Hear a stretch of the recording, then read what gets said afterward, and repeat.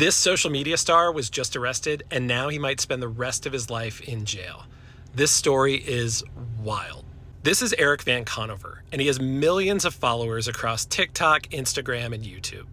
He does these real estate videos where he takes you behind the scenes of luxury properties. A couple weeks ago, Conover was arrested for DUI, and he was not happy about it. He took to Twitter raging against the police. A couple weeks later, Conover's going 55 in a 30, and cops go to pull him over. And as you can imagine, with him in full F the police mode, this is not going to go so well. At first, Conover just doesn't stop. He continues driving for 8 miles as the cops trying to pull him over. But then things get scary. As this officer went to approach his car, Conover throws it in reverse and runs over the officer. The officer goes flying 40 feet back in the air. I mean, can you imagine how fast you have to be going to knock a human being 40 feet in the air? Thankfully, the officer survived.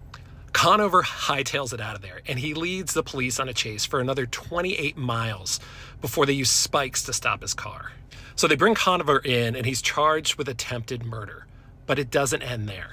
At his first court hearing a couple days later, he goes on this wild rant. So first he starts telling the judge how famous he is and that the judge should look him up on YouTube. Then he goes into this whole story about how it wasn't him, it was this other Erik, and he had paperwork to prove it.